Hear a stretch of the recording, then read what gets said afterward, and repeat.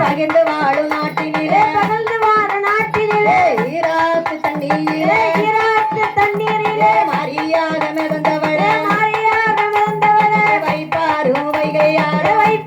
வைகையாறு வளங்கொழிக்கும் நாட்டினிலே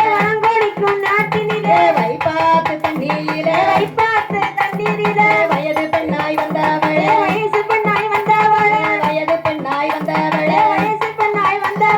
கம்பிளையை காத்தவளே கம்பிளையில் கோயில் கொண்டு இருந்து நம்ம காப்பவளே அக்கினிய கையில் எடுத்து அடி இங்க வாராளே